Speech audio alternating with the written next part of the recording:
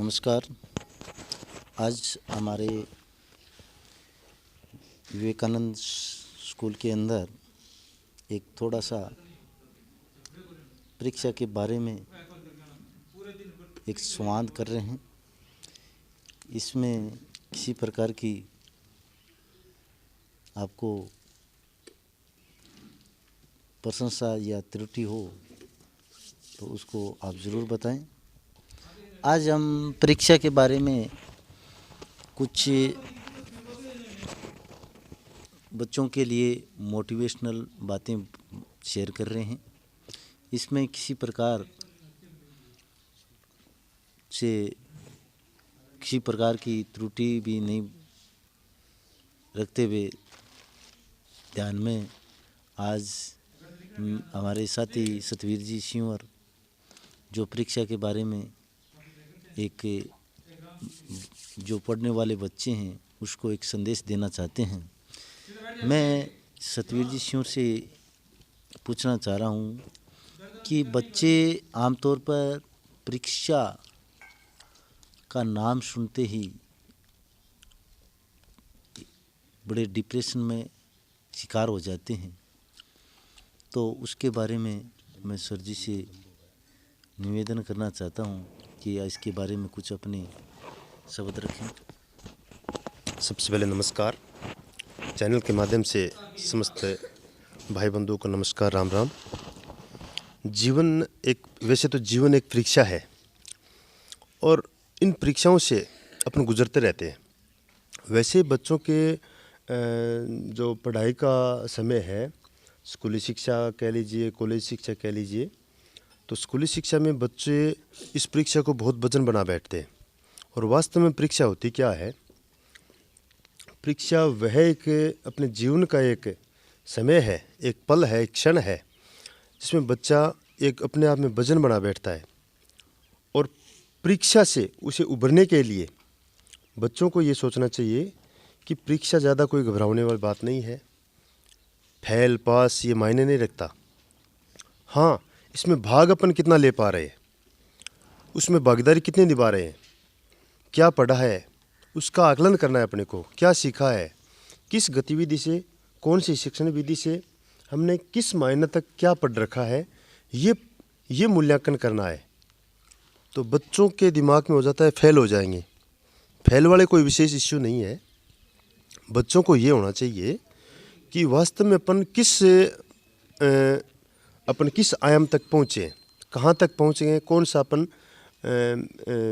जो विषय वस्तु है, जो अपना शिक्षा के साथ में गतिविधि है, उसमें कितना अपन भागीदारी निभा रहे हैं, ये चीज़ मायने रखती है।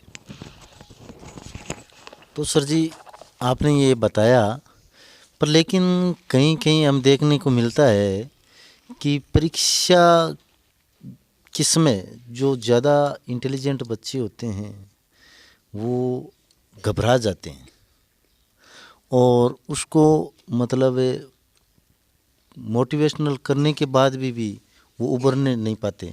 इसका मुख्य कारण क्या है? ये भी होता है, अक्सर देखते हैं जो इंटेलिजेंट बच्चे होते हैं वो अपने दिमाग में घर कर बैठते हैं कि कहीं मैं फेल नहीं हो जाऊं, कहीं मेरे मार्क्स नहीं कट जाएं। मार्क्स आना या नहीं आना, कम होना, फेल होना, थोड़ा पिछड़ना, ये कोई मायने नहीं रखता। और उन बच्चों को यदि मोटिवेट किया जाए, उन उदाहरणों को प्रस्तुत किया जाए कि भी बड़े बड़े अधिकारी हैं वो कक्षा 10 में फेल हो गए, बड़े बड़े ऑफिसर्स हैं जो बड़े बड़े उच्च पदों पहुँचे, राष्ट्रपति तक पहुँचे हैं, उनके जीवन में भी बहुत असफलताएँ आई है। लेकिन वो समय की महती है, वो समय बड़ी बलवती है। समय पे ऐसे लगता है कि हमारे पास कुछ चारा नहीं है, हम तो हार गए, फेल हो गए, कुछ नहीं होगा, क्या कहेंगे। सबसे बड़ा मायना ये रहता है कि हमें अपने घर वाले क्या कहेंगे, गुरुजी क्या कहेंगे। एक गुरुजी के एक शिष्य है, वो एक अलग एक मायने में रहता है कि ये तो वास्तव में इंटेलिजेंट बच्चा है। तो वो बच्चा अपने आप में एक स्वाभिमान पे पहुंच जाता है कि मेरा कहीं स्वाभिमान कहीं कम नहीं हो जाए। गुरुजी क्या कहेंगे, घर वाले क्या कहेंगे, पास पड़ोस वाले क्या कहेंगे, गांव में क्या कहेंगे। तो ऐसी झिझक बिल्कुल मैं ये समझता हूँ, ऐसी झिझक बिल्कुल नहीं होनी चाहिए। और बच्चे को ऐसे उदाहरण प्रस्तुत करके उनसे बाहर निकाल करके अपन उभार सकते हैं। तो एक सवाल ये है कि गार्जियन होते हैं बच्चों के, वो भी बच्चों को परीक्षा की दृष्टि को देखकर उसे गंभीर गंभीर कर देते हैं कि आपकी परीक्षा है, अगर आपके मार्क्स कम आएंगे तो ऐसा करे होगा और ऐसा होगा। इस प्रकार की बातों से आप कितने सहमत हैं? ये भी बिल्कुल सही है। गार्जियन के मायने में मेरी भी यदि भूमिका है तो मैं भी ऐसे ही बोलता हूँ कि पढ़ो, आप परीक्षा है, लेकिन इसको इस दृष्टि से सोचिए कि आपका जो एग्ज़ाम है वो किस तरीके से आप कर पाओगे, उसे जागरूक कीजिए। ऐसे उसे घबराहट मत पैदा कीजिए कि फेल हो जाओगे, पढ़ा नहीं आप, कोई दिक्कत नहीं है। एक समय ऐसा होता है पढ़ाई नहीं हो पाती है, स्वास्थ्य के प्रति या ऐसा वातावरण हो जाता है घर परिवेश में, तो उसमें बच्चा अध्ययन नहीं कर पाता। उस समय बच्चे को इस प्रकार से उसमें हासिल भागीदारी निभाइए कि आप कुछ कर सकते हो। ऐसे ऐसे इस कार्यक्रम को अपन कर सकते हैं।